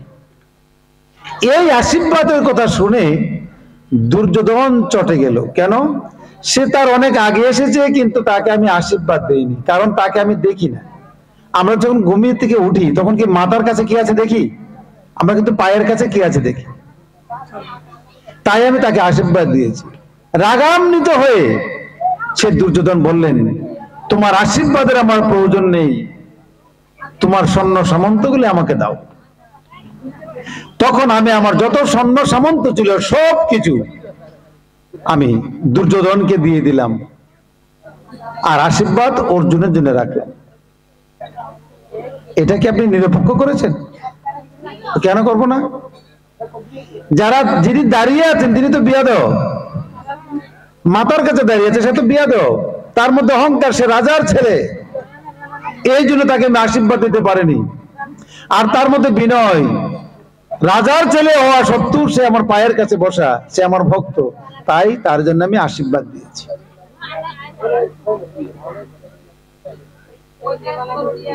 তখন নারদ বললেন, এই আপনার আলামত? কহে, তারপরও কি আপনি ভালো করেছেন? এবারও তুমি বুঝোনি? না, তাহলে তোমাকে আমি একটি ফুলের মালা দিয়ে দিই, এই মালাটি নিয়ে তুমি প্রথম যাবে দুর্যোধনের কাছে, এরপরে যাবে তুমি যুধিষ্ঠির মহারাজের কাছে। দুর্যোধনকে গিয়ে বলবে উত্তমকে, মধ্যমকে, অধমকে। উত্তর যদি তোমার মনপুষ্ট হয় তুমি মালাটি দিবে, আর না হলে মালাটি নিয়ে আবার যুধিষ্ঠির মহারাজের কাছে চলে যাবে। কিন্তু হলোটা কি? হলোই গেলেন, মালা নিয়ে গিয়ে প্রথম বললেন, দুর্যোধন, তোমাদের মধ্যে উত্তম ব্যক্তিকে? দুর্যোধন বললেন, আমাদের মধ্যে উত্তম ব্যক্তি আমি ছাড়া আর কে আছে? তুমি উত্তমও ছিল না, মধ্যমও ছিল না। নারদ মুনি আবার জিজ্ঞেস করলেন, তাহলে মধ্যম ব্যক্তিকে? আমার ভাই দুঃশাসন ছাড়া আর মধ্যম ব্যক্তি কে হতে পারে? তাহলে অধম ব্যক্তিকে? নারদ, তুমি এত পণ্ডিত, সবকিছু জানো, কিন্তু আমার মধ্যে যে অধম ব্যক্তি নেই এটা জানো না? আমার দলের মধ্যে অধম ব্যক্তি না। মালা আর দেওয়া হলো না। মালাটি নিয়ে চলে গেলেন কার কাছে? যুধিষ্ঠির মহারাজের কাছে। যুধিষ্ঠির মহারাজকে গিয়ে বললেন, মহারাজ, আপনার মধ্যে উত্তম ব্যক্তিকে? যুধিষ্ঠির মহারাজ বললেন, আমাকে যিনি চালায়, আমার যিনি প্রভু, আমাকে যিনি দিক নির্দেশনা দেয়, তিনি ছাড়া আর উত্তম ব্যক্তিকে? সেই ব্যক্তিটাকে? ভগবান শ্রীকৃষ্ণ ছাড়া আমার মধ্যে আর উত্তম ব্যক্তি নাই। হরি হরি বল।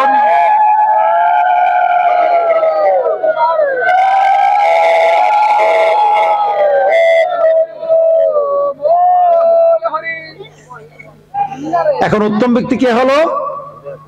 কে হলো উত্তম ব্যক্তি? ভগবান শ্রীকৃষ্ণ। এবার বলা হলো, তাহলে বলুন তো দেখি আপনার মধ্যে মধ্যম ব্যক্তিকে? মণিবর, ভগবানের যিনি সংবাদ নিয়ে আসে তিনি ছাড়া মাধ্যম কে আছে? নারদ মুনি, আপনিই তো মধ্যম। তাহলে অধম ব্যক্তিকে? বললেন, অধম ব্যক্তি আমি ছাড়া আর কেউ না, আমি ছাড়া আর কেউ না। এই অধম হতে না পারলে আমাদের মনের অহংকার যাবে না। তাই নারদ মুনি সে মালাটি হাতে নিলেন, নিয়ে বললেন, আসুন মহারাজ, ও মালা পরাইব হরির গলে দেখব দুই নয়ন ভরে, মালা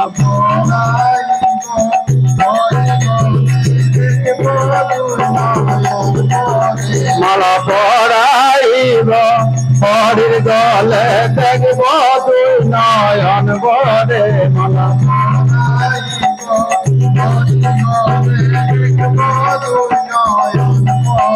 হরি বল বলা রে মালা পরাইব, হরি বল বলা রে মালা পরাইব, মালা পরাইব হরির গলে দেখব দুই নয়ন ভরে, মালা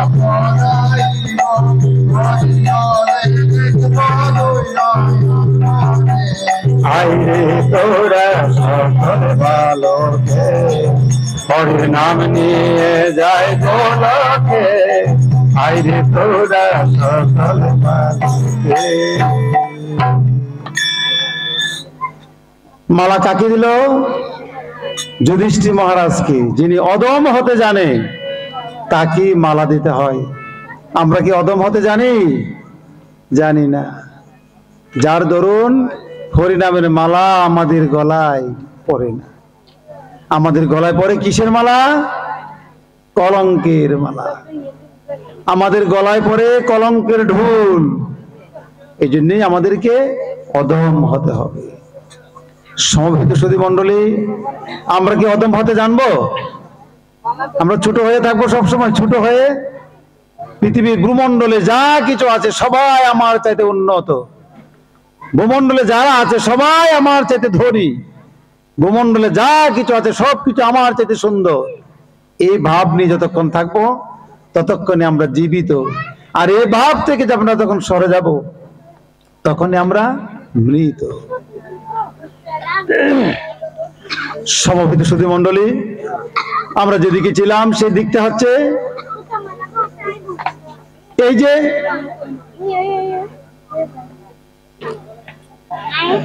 আমাদের লক্ষ্য হীরা বৈষ্ণব হয়ে প্রণাম করলো, আমরা সেদিকেই ছিলাম। এখন বৈষ্ণবকে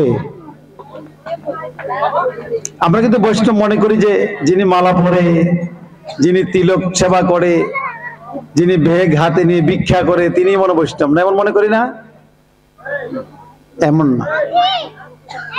বিষ্ণু ভক্ত মানেই হচ্ছে বৈষ্ণব।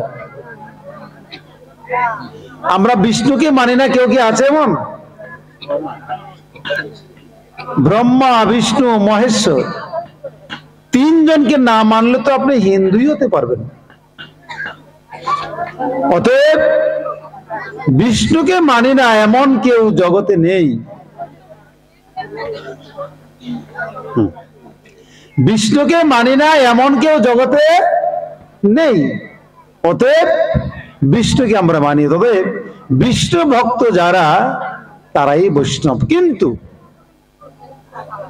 বৈষ্ণব থেকে তিনি দূরে চলে যাবে যিনি বিষ্ণুর আচরণ যার মধ্যে নেই। নিজ আচরি ধর্ম জীবকে শিখায়, আপনি না করিলে ধর্ম শিখানো না যায়। গৌরাঙ্গ মহাপ্রভু, এই যে কিছুক্ষণ আগে আমরা হরিদাসের গুণগান করিলাম, হরিদাস কার ভক্ত? হ্যাঁ, চৈতন্য মহাপ্রভুর ভক্ত।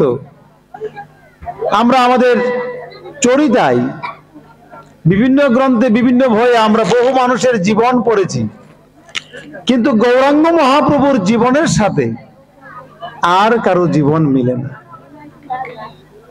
এমন শুদ্ধ, এমন পবিত্র, এত পুত জীবন আমরা আর কারোর সঙ্গে তুলনাই করতে পারি না। গৌরাঙ্গ মহাপ্রভু আবার পুনরায় এসে তিনি বিষ্ণু ভক্তকে পুনরায় বৈষ্ণব রূপে রূপান্তরিত করিলে বলিলেন, আমি যা করেছি তোমরা তাই করো, তবেই তোমরা বৈষ্ণব হইবে। এখন যে মায়েরা পান খান, আপনারা কি বৈষ্ণব? গৌরাঙ্গ মহাপ্রভুর জীবনে তিনি কখনো পান সেবা করেনি, তিনি সেবার পরে অর্থকি সেবা করতেন। অর্থকি যে বাবারা ধূমপান করেন, আপনি কি বৈষ্ণব? অবশ্যই আপনি বৈষ্ণব না।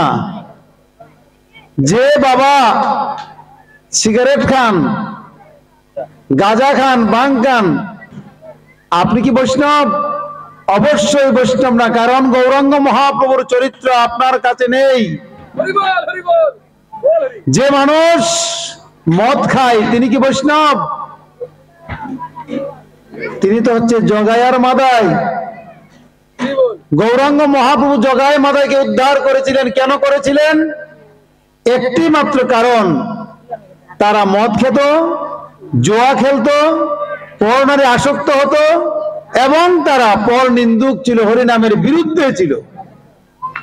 এই আচরণগুলি ছিল বিধায় ব্রাহ্মণ পুত্র হয়েও তারা রাক্ষস ছিল, যার জন্য গৌরাঙ্গ মহাপ্রভু তিনি হরিনাম দিয়ে তাদেরকে উদ্ধার করেছিলেন। এখন যদি আমি আপনি যদি সেটা খাই, আমরা কি হরিদাস হতে পারবো নাকি জগায় মাদাই হব? জগায় মাদাই হব। অতএব আমাকে আপনাকে এইসব কুখাদ্য অবশ্যই বর্জন করতে হবে, নতুবা বৈষ্ণব হওয়া যাবে না। যিনি মাছ খাবে, মাংস খাবে, তিনিও বৈষ্ণব হতে পারবেন না। বৈষ্ণব ধর্মের খাদ্য হচ্ছে নিরামিষ প্রসাদ। গৌরাঙ্গ মহাপ্রভুর জীবন দশায় তিনি কখনো মাছ এবং মাংস নিবেদন করেনি। তিনি করেছেন সাত্বিক ভোজন। অতএব আপনি মালা পরবেন, তিলক ধারণ করবেন, আবার বিষ্ণু ভক্ত হিসেবে পরিচয় দিবেন, আমি বৈষ্ণব বলে পরিচয় দিবেন, আবার অবৈষ্ণবের আচরণ করবেন, এটি ধর্মের কোথাও লেখা নাই। স্বধর্ম নিধনং শ্রেয় পরধর্ম ভয়াবহ, এই কথা কোথায় আছে? গীতায়। গীতার সঙ্গে আপনার মেয়েটার পরিচয় করান, ছেলেটার পরিচয় করান। যে শব্দটুকু আমি উচ্চারণ করেছি, এই শব্দের সঙ্গে আপনার ছেলে মেয়ের পরিচয় হবে। যদি এই শব্দের সঙ্গে আপনার ছেলে মেয়ের পরিচয় হয়, সে মুসলমান হবে না, সে খ্রিস্টান হবে না, সে বুদ্ধ হবে না, সে নাস্তিক হবে না। আর নিজের ধর্ম সম্পর্কে যদি তার জ্ঞান না থাকে, সে পরধর্ম গ্রহণ করবে, নিশ্চিত থাকুন। আপনার ধর্মে আপনি তাকে রক্ষা করতে পারবেন না। কান্নাকাটি করবেন, কুটে যাবেন, কুটে গিয়ে বলবে আপনার মেয়ে দুধ খেয়েছে, আপনার ছেলে দুধ খেয়েছে আপনার, কুটে বলবে তাদেরকে আমি চিনি না। কারণ যিনি প্রকৃত মা হচ্ছে ভগবান, যিনি প্রকৃত পিতা হচ্ছে ভগবান, তার সঙ্গে আপনি আপনার সন্তানদ্বয়কে পরিচয় করাননি, যার জন্যে আপনার সন্তানরা আপনাকে ভুলে গেছে। আপনি বলেন ভগবান মা, ভগবান পিতা, তাহলে আমরা কি? ভগবানকে যদি আপনি পরিচয় করান, আপনাকে তারা চিনবে। আর ভগবানের সঙ্গে যদি আপনার পরিচয় না হয়, আপনার সন্তানের পরিচয় না হয়, তাহলে আপনার সঙ্গে সম্পর্ক থাকবে না।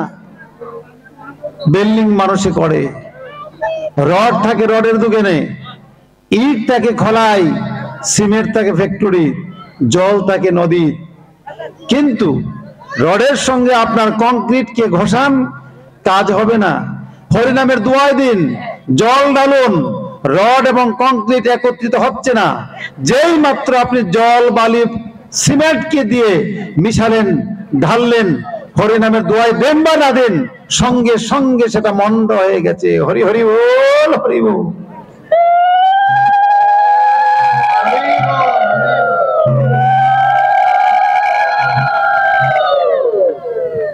কারণ এই যে সিমেন্টটি হচ্ছে হরিনাম, ভগবানের নাম, ভগবান সবকিছু দিচ্ছেন, কিন্তু সিমেন্ট দিচ্ছেন না, বিল্ডিং হবে না।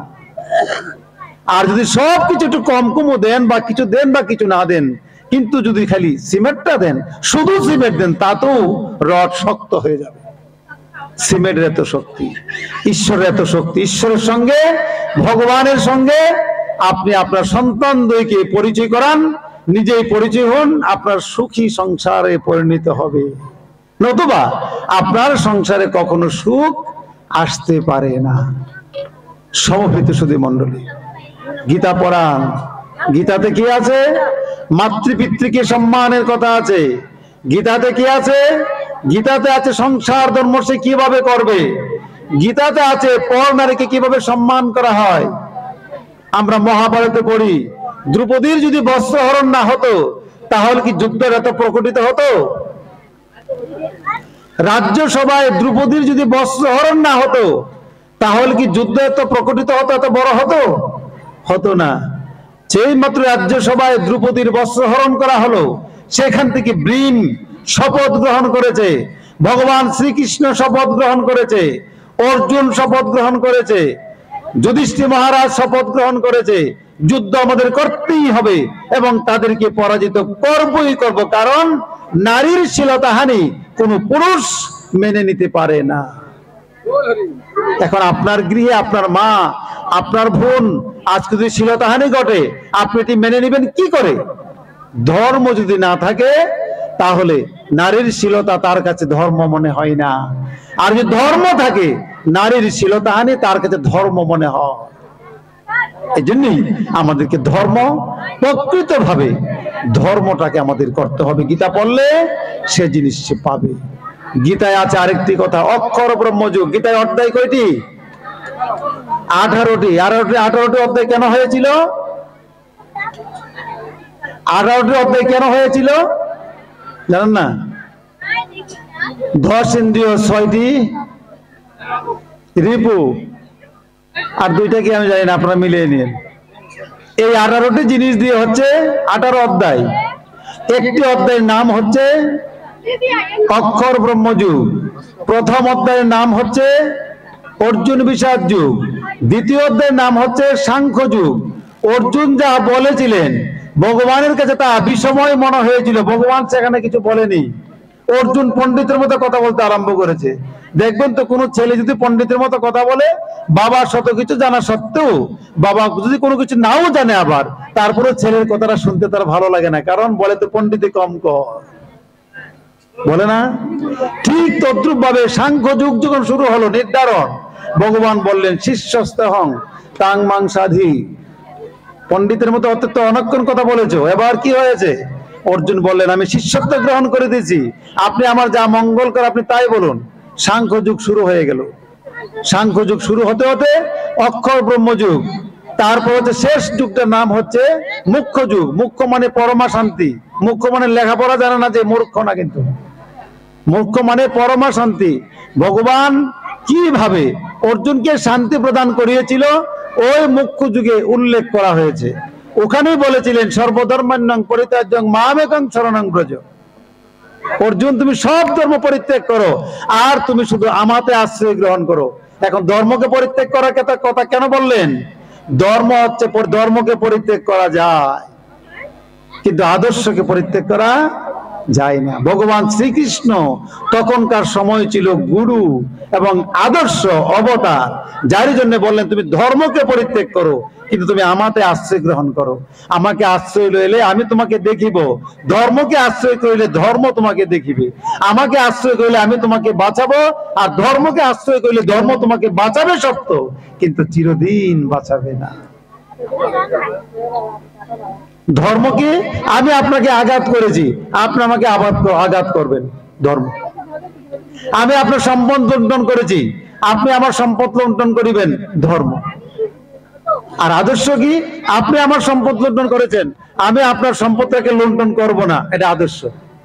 আপনি আমাকে আঘাত করেছেন, আমি আপনাকে আঘাত করব না, এটা আদর্শ। মেরেছিস কলসির কানা, তাই বলে কি প্রেম দিব না? এই আদর্শ গৌরাঙ্গ মহাপ্রভুর আদর্শ। তুমি আমাকে মেরেছো সত্য, আপত্তি নাই, কিন্তু আমি তোমাকে মারবো না, আমি তোমাকে আমার আদর্শ দিব, নাম দিব। হরে কৃষ্ণ কৃষ্ণ কৃষ্ণ। অর্জুন বললেন অক্ষর ব্রহ্মযুগে 13 নম্বর একটি শ্লোক আছে। গীতা কি পড়েন আপনারা? এই মায়েরা আপনারা গীতা পড়েন? কে কে পড়েন গীতা? আর কি পড়েন না? অষ্টম অধ্যায় আলোচনা করুন, হরি ওম কীর্তন করুন। এই অষ্টম অধ্যায় অর্জুন বললেন ভগবান এই যুদ্ধক্ষেত্রের মধ্যে যদি মরে যায় আমরা কি তোমাকে পাবো? ভগবান বললেন অর্জুন, শুধু যুদ্ধক্ষেত্রে নয়, যে কোনো ক্ষেত্রে তুমি আমাকে ডাকবে, তুমি আমাকে পাবে। কিন্তু আশ্চর্য হলো এই, আমরা তো সবাই এখন যুদ্ধক্ষেত্রে আছি, যুদ্ধক্ষেত্রে না, সৎ পথে যে মানুষ চলতে চায় সেই যুদ্ধক্ষেত্রে। কি হলো, ওই অক্ষর ব্রহ্ম যুগে ভগবান বললেন, অর্জুন, অমিতি ধংস্করং ব্রহ্ম, ওম যে একটি অক্ষর, ইনি হচ্ছেন ব্রহ্ম। যে মানুষ ওম ওম জপ করিতে করিতে দেহ ত্যাগ করে, সে মানুষ পরম গতি প্রাপ্ত হয়। এখন মৃত্যুকালে যদি আমি এই ওম জপতে যাই, এমনি থেকে আসবে? অজামিল নামে এক রাজা ছিল, রাজার নামটা কি? অজামিল। তার একটি পুত্র ছিল, পুত্রের নাম রেখেছিল নারায়ণ। কে রেখেছিল নারায়ণ নামটা? অজামিলের মা। অজামিলের মা দেখতো তার ছেলে হরিনাম শুনতে পারে না, প্রত্যেক দিন নিত্য নতুন মাংস না হলে তার ভোজন চলে না, প্রত্যেক দিন নিত্য নতুন নারী হরণ না করলে তার দিন চলে না, প্রত্যেক দিন পরবাড়ি থেকে যদি সে চুরি ডাকাতি না করে তার গৃহ পূর্ণ হয় না, তাই সে হরিনাম করে না। যার জন্যে তার পুত্রবধূকে বললেন, মা, তোমার ঘরে যদি তোমার ছেলে বা মেয়ে সন্তান জন্ম হয়, তুমি তার নাম রাখবে, ছেলে হলে নারায়ণ আর মেয়ে হলে রাখবে সীতা, যাতে সেই আমার ছেলে, পাষণ্ড ছেলেটা, তার মেয়েকে বা ছেলেকে নাম ধরে ডাকতে ডাকতে হলেও যেন সে হরি নাম করতে পারে। হরি হরি বল, হরি বল।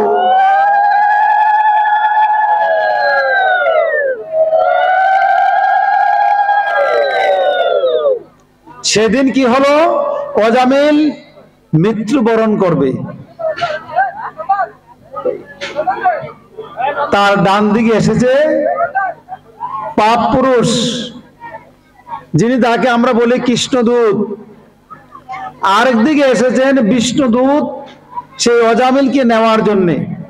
কিন্তু প্রথম এসেছিলেন কৃষ্ণদূত। কৃষ্ণদূতকে মানে কালা দূত। আমরা কিন্তু ভগবান কৃষ্ণের দূত বলি না, কিন্তু এই কৃষ্ণদূত না, উনি হচ্ছেন কৃষ্ণদূত, মানে ভয়ঙ্কর, দেখতে অসুন্দর এবং ভয়ঙ্কর। কৃষ্ণদূত তিনি নরকে নেবেন, এই জন্য এসেছেন। আর এসেছেন বিষ্ণুদূত। বিষ্ণুদূত এসে দেখে কৃষ্ণদূত এসে গেছে, জিজ্ঞেস করলেন, তুমি আসলে কেন? আমি তো আগে এসেছি। তো কেন? এই রাজা ছিল ভয়ঙ্কর, যার জন্য আমি তাকে নরকে নেবার জন্য নারায়ণ আমাকে পাঠিয়েছে। নারায়ণ তো আমাকেও পাঠিয়েছে। কখন? এই মাত্র কিছুক্ষণ আগে। কেন পাঠালেন? পাঠালেন কেন আমি তো জানি না। অর্থাৎ অসুস্থ হয়ে তার ছেলেকে ডাকছিলেন, ছেলেকে ডাকছিলেন, নারায়ণ নারায়ণ বলে ডাকছিলেন। তাই নারায়ণ তার দূতকে পাঠিয়ে দিলেন। কেন পাঠালেন? মৃত্যুকালে এই মানুষ আমাকে ডাকছে। দুজন সঙ্গে চলে গেলেন, নারায়ণকে জিজ্ঞেস করতে। দুইজন দূত একসঙ্গে চলে এসে কে কাকে নেবে, গিয়ে বলে, নারায়ণ কি ব্যাপার, দুজনকে পাঠালেন? পাঠালাম, প্রথম পাঠিয়েছিলাম কৃষ্ণদূতকে তাকে নরকে নেওয়ার জন্য, কিন্তু যখন তার ছেলেকে ডাকলেন নারায়ণ, তখন তো আমি অপারক হয়ে গেলাম, তখন আমার নাম ডাকছে, যারই জন্যে আমি আবার সেই তোমাকে পাঠালাম। কেন পাঠালেন? তাকে আনার জন্য? হয়, তুমি তাকে নিয়ে এসো। তা তো ছেলেকে ডাকছিলেন। হ্যাঁ, ছেলের নাম তো আমার নাম, এবং তার মার উদ্দেশ্য ছিল সে আমাকে ডাকবে। যতবার সে পাপী নারায়ণ বলে ডেকেছে ততবার আমি শুনেছি, কারণ তার উদ্দেশ্যটা ভালো ছিল। আমরা কিন্তু কাজ করি, আমাদের উদ্দেশ্য ভালো থাকে না। আমরা কাজ করি, ঘর যদি বানাই, আমরা মনে করি যে ওই বাড়িতেও ঘর সুন্দর করে বানাইছে, তো তাকে দেখাই দেব। আমরা যদি উৎসব করি, প্রতিপক্ষকে দেখানোর জন্য উৎসব করি। আমরা যদি মেয়েটা বিয়ে দিই, ভালো করে আয়োজন করে তাকে আরেক বাড়িকে দেখিয়ে দেওয়ার জন্য। না না, কাউকে দেখানোর জন্য কোনো কিছু করলে ভগবান সেটি গ্রহণ করে না। বলছেন, উদ্দেশ্য যার ভালো, ঈশ্বর তার সহায়। উদ্দেশ্য যার ভালো, ভগবান তার সঙ্গে থাকে। কিন্তু এই অজামিলের ছেলের নাম যখন রাখে নারায়ণ, তার মা তখন তার উদ্দেশ্যটা ভালো ছিল, যে উদ্দেশ্য ছিল সে আমার ছেলে নারায়ণ বলে ডাকলেই আমার ছেলে পুণ্যবান হয়ে যাবে। যার জন্য এই মৃত্যুকালে অজামিল নারায়ণ নারায়ণ ডাকতে ডাকতেই সে উদ্ধার হয়ে গেল। হরি হরি বল, হরি বল।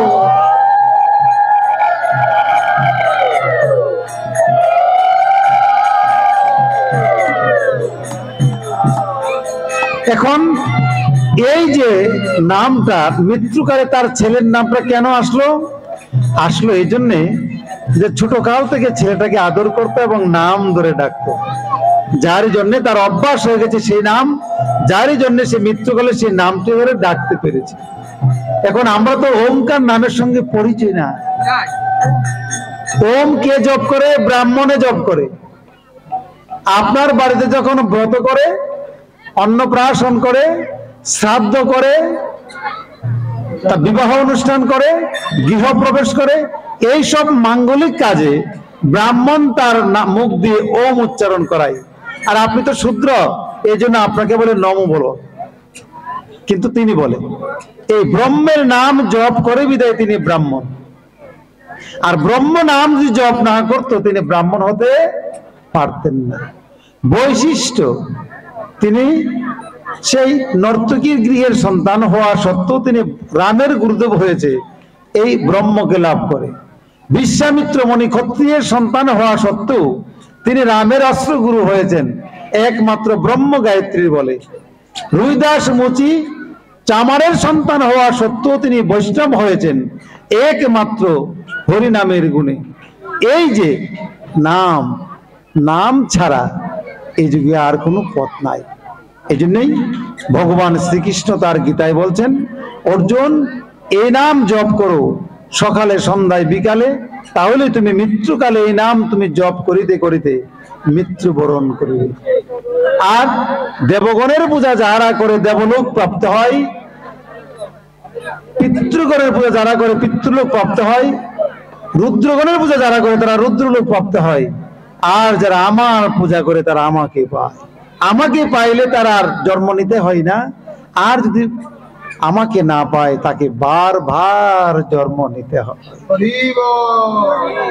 এই জন্যই ভগবান শ্রীকৃষ্ণ অর্জুনকে ওমকার জপ করার কথা বলেছেন।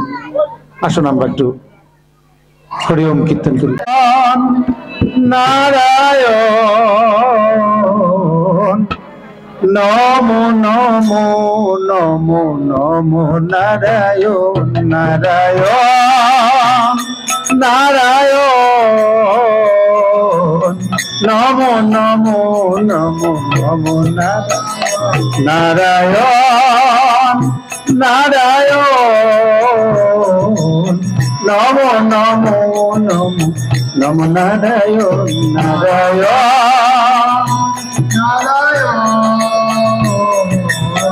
নমো নমো নারায়ণ নারায়ণ নমো নমো নমো নমো নারায়ণ নারায়ণ নারায়ণ নমো নমো নমো নমো নারায়ণ। আর অর্জুন কি করে যাচ্ছিলেন হরি ওম কীর্তন? ভজ শ্রীকৃষ্ণ চৈতন্য প্রভু নিত্যানন্দ, ভজ শ্রীকৃষ্ণ চৈতন্য প্রভু নিত্যানন্দ, হরি ওম হরি ওম হরি ওম হরি ওম হরি ওম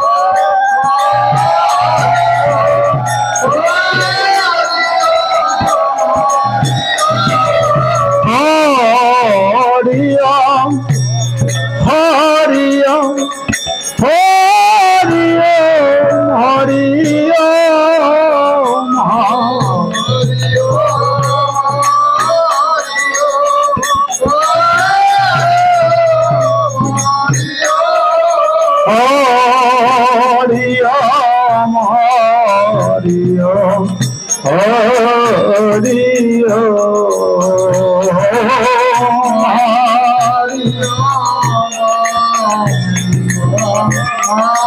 হরি ওম হরি ওম হরি ওম হরি ওম হরি ওম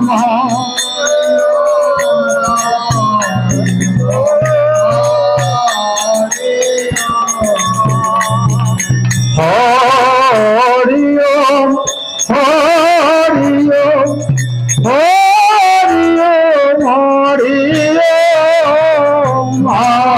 হরি ওম হরি ওম হরি ওম হরি ওম হরি ওম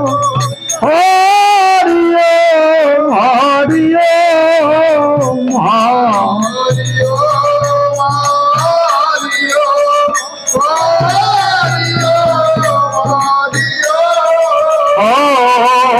হরি ওম হরি ওম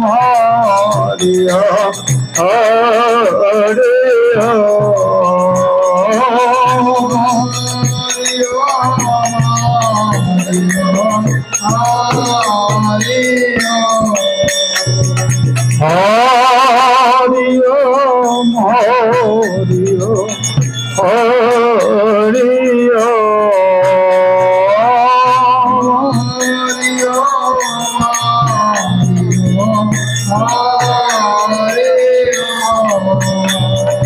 হরে রাম হরে রাম হরে রাম হরে রাম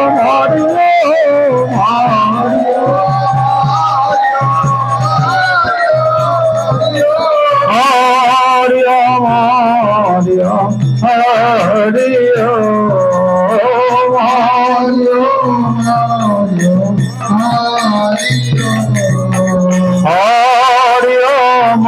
হরে রাম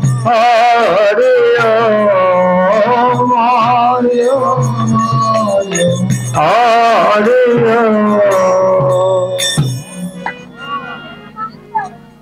কৃষ্ণের রাধা কৃষ্ণের ছবি সম্মুখে রেখে যেন আমরা কৃষ্ণ নাম করি, সেখানে কি রাম আছে? উত্তরটা কি রামকে আমরা দেখতে পাই? পাই না। রাম নাম জপেন কেন? কৃষ্ণের মধ্যে রাম আছে। হরে অর্থ হরি, হরি কি এখানে আছে?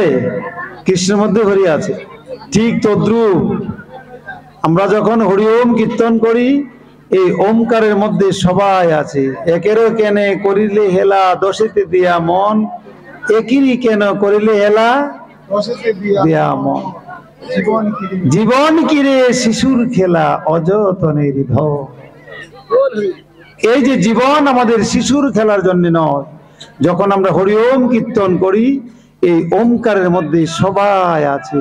রাম, কৃষ্ণ, বুদ্ধ, শঙ্কর সবাই আছে। তাই গৌরাঙ্গ মহাপ্রভু বললেন, প্রণব যে মহাবাক্য ঈশ্বরের মূর্তি, প্রণব হতে সর্ববেদ জগতের উৎপত্তি। এই জগৎ উৎপত্তি হয়েছে একমাত্র প্রণব থেকে, ওমকার থেকে। আবার এই সমস্ত কিছু ব্রহ্মাও মৃত্যুবরণ করিবে, শাস্ত্রে উল্লেখ করা আছে। ভগবান শ্রীকৃষ্ণ জগতে ছিল একটা, শ্রীরামচন্দ্র জগতে ছিল, নারায়ণ ছিল, কিন্তু আজ শরীরে কেহই নাই। কিন্তু ওমকার একটি মহামন্ত্র, যেই মন্ত্রের মধ্যে সবাই আছে। একের পূজা সবার পূজা। এই যে একজনের পূজা সবার পূজা। তাই আমার গুরুদেব বললেন যে একজনাতে আমি সব পাই, একজনের ভজনা করলে আমরা সব পাই।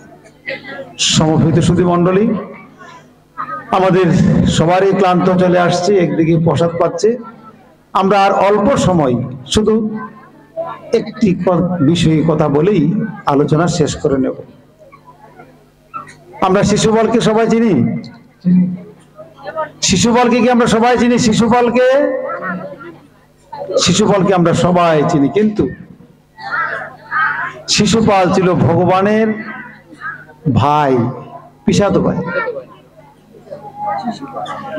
শিশুপাল যখন জন্মগ্রহণ করে, অদ্ভুত তার দেহ ছিল।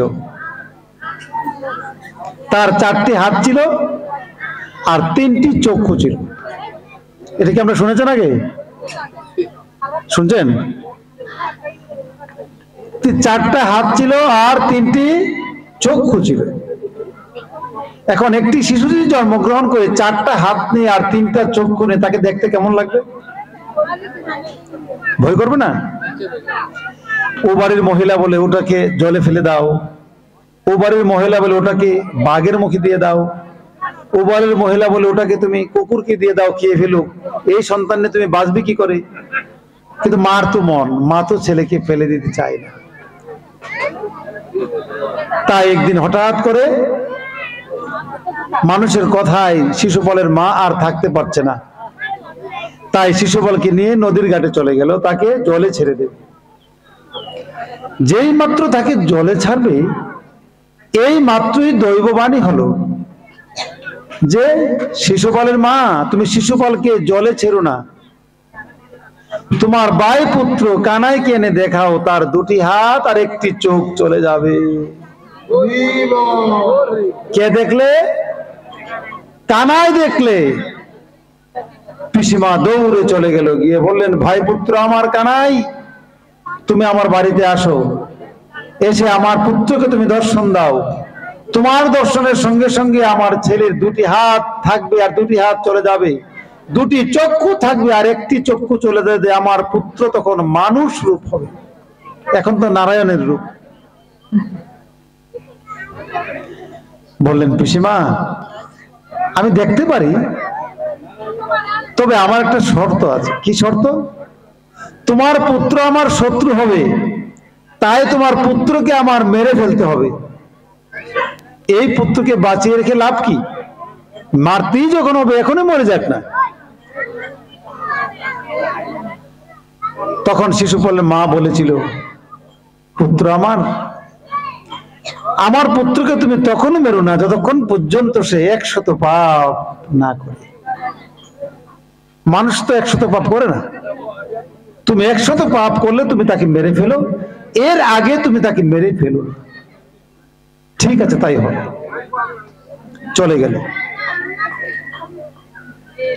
কানাই যখন ভগবান স্বয়ং রূপ যখন গিয়ে সে শিশুপালের দর্শন হলো, সঙ্গে সঙ্গে দুটি হাত চলে গেল, একটি চক্ষু চলে গেল, রয়ে গেল দুটি চক্ষু আর দুটি হাত। হরি হরি বল, হরি বল।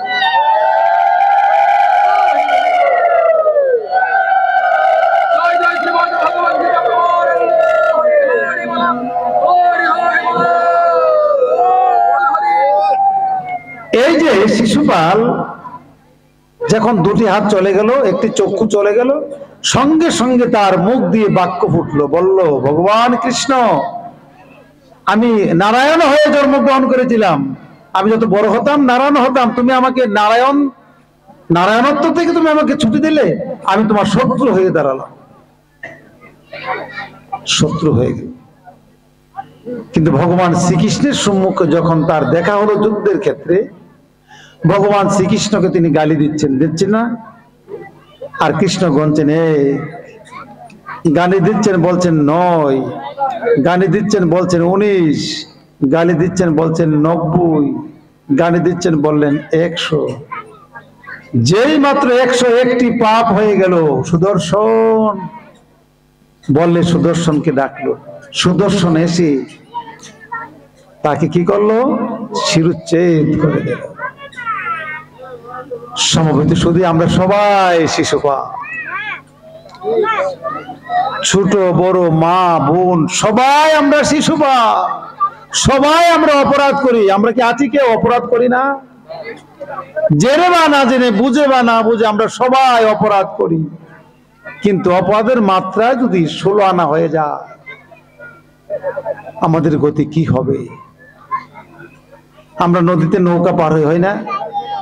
নৌকার মধ্যে কিন্তু জল থাকে না বাবা? নৌকা কি ডুবে যায়? কিন্তু যদি নৌকা 16 আনা পরিপূর্ণ জল থাকে, এই নৌকা দিয়ে কি পার হতে পারবো? ঠিক তদ্রূপ এই দেহ নৌকা যদি 16 আনা পাপে পরিপূর্ণ হয়ে যায়, আমাদের আর কে রক্ষা করবে?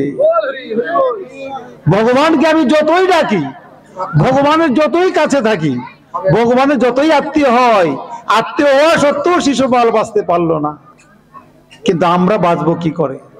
তাই 16 আনা পাপ যেন আমাদের পরিপূর্ণ না হয়, আমরা সেদিকে যেন থাকি। সমবেত সুধী মণ্ডলী, আমাদের 16 আনা পাপ যেন আমাদেরকে না ধরে, আমরা এইদিকে যেন দাবিত হয়। সমবেত সুধী মণ্ডলী, আমরা মানুষ, আমরা কি মানুষ। সর্বপ্রথম যে কাহিনীটি দিয়ে আমি পাঠ শুরু করেছিলাম, আমি ওখান থেকে আবার শেষ করতে চাই। ওই যে বন জঙ্গলের সাধু সন্ন্যাসীরা, আপনাদের কথা কি মনে আছে? ওই যে বন জঙ্গলের সাধু সন্ন্যাসীরা গিয়ে তপস্যা করত, তপস্যা করে তারা আমাদেরকে মানব কুলে নিয়ে এসেছে। হরিনাম শুনে, লক্ষ হীরার নাম শুনে, যেমন লক্ষ হীরা হরিদাস প্রভুর নাম শুনে যেমন তিনি বৈষ্ণব হয়েছেন, আমরাও তেমন সাধু সন্ন্যাসীদের নাম শুনে শুনে বৃক্ষ ছিলাম, হরিণ ছিলাম, বাঘ ছিলাম, সিংহ ছিলাম, ইঁদুর ছিলাম, সরীসৃপ ছিলাম। আমরা ভগবানের নাম শুনে শুনে মানব কুলে মানুষ হয়ে জন্মগ্রহণ করেছি। করে কি করি? এগোরের কোথা উগরে লাগাই। এটা হচ্ছে শিয়ালের আচরণ। আমরা শিয়াল ছিলাম, মানুষের আকৃতি হয়েছি, কিন্তু মানুষ হতে পারিনি বিদায় উগরের মন্দ উগরে গিয়ে বলি। আমরা ভাগ ছিলাম, সিংহ ছিলাম, যারই জন্যে আমরা মানব কুলে জন্মগ্রহণ করে ভগবানের প্রসাদ না খেয়ে আমরা মাংস নিয়ে ব্যস্ত। আমরা মানুষ হয়েছি, কিন্তু বাঘ আর সিংহের আচরণ আমাদের থেকে যায়নি।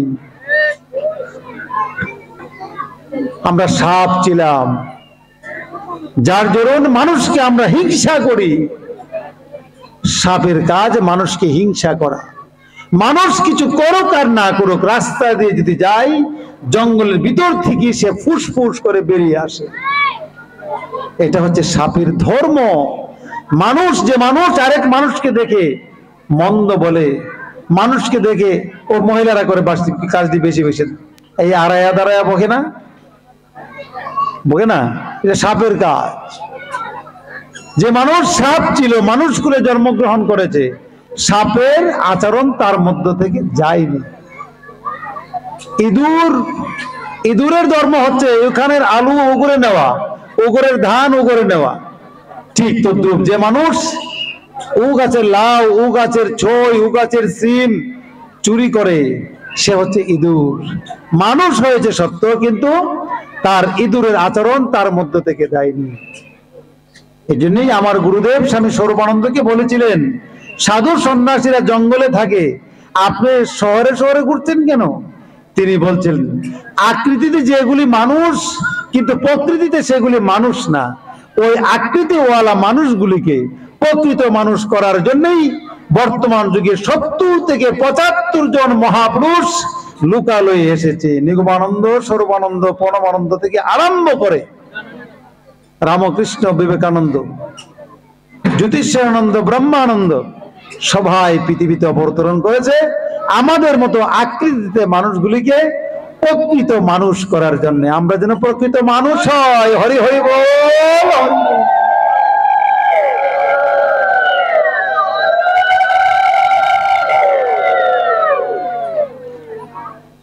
আপনারা কি গ্রিসের নাম শুনেছেন? এক রাষ্ট্রের নাম গ্রিস, ইউরোপে। গ্রিসের একজন দার্শনিক ছিল, তার নাম ছিল গ্যালিলিও। সে দিনের বেলায় এক আলোকবর্তীকে আলো নিয়ে হাঁটতেন। সে সাংবাদিকরা জিজ্ঞেস করছে, সাংবাদিক আপনি দিনের বেলা আলো নিয়ে হাঁটতেন কেন? সূর্যই তো আছে। তিনি বললেন, গ্রিসের শহর, প্রাচীন শহর, ওখানে মানুষের অভাব নাই, কিন্তু আমি আকৃতিতে মানুষ দেখি, প্রকৃত মানুষ তো পাই না। এই প্রকৃত মানুষ আমি খুঁজছি। আজও যদি গ্যালিলিও থাকতেন, তিনি মনে হয় এখনো মানুষ খুঁজতেন, মানুষ পাওয়ার জন্য। সমবেত সুধী সজ্জন, আমাদের ছোট যারা অনেকেই মরে গেছে, মরে নাই? আমাদের বড় যারা তারাও মরে গেছে। আমার সমপাটি অনেকেই তারাও মরে গেছে, কিন্তু আমরা বেঁচে আছি।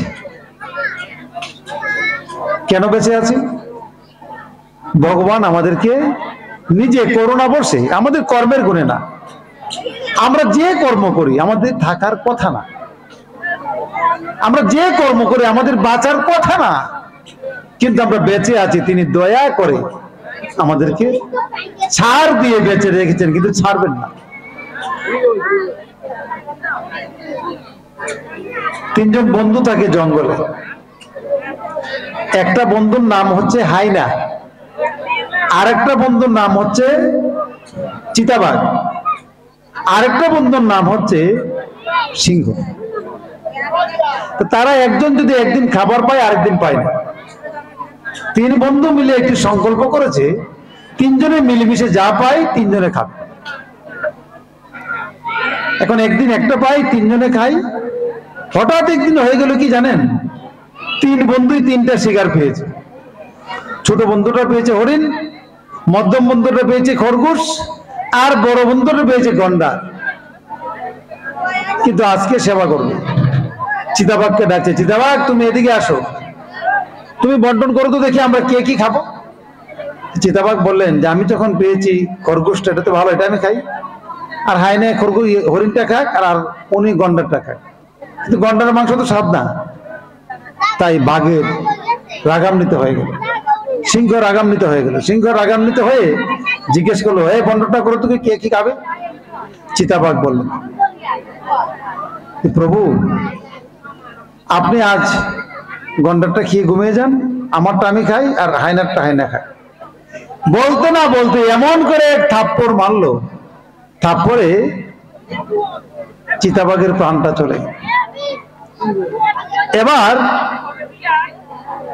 সে হাইনা আসলো, আসা বলে বললেন যে বাঘনে এবার তুমি বন্টনটা করো তো।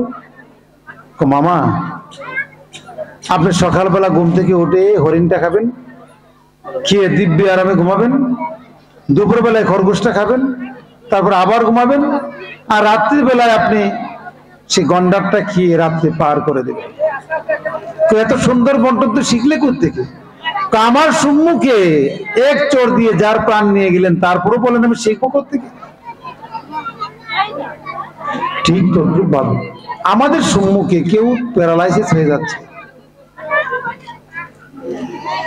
কেউ আমার সম্মুখে অসময়ে মরে যাচ্ছে, আমার সম্মুখে কেউ ঘর বাড়ি হারা হয়ে যাচ্ছে, ব্যবসা হারা হয়ে যাচ্ছে, বাড়ি হারা হয়ে যাচ্ছে, চক্ষু অন্ধ হয়ে যাচ্ছে, কর্ণ বধির হয়ে যাচ্ছে, দাঁতগুলি চলে গেছে, খাওয়া যাচ্ছে না।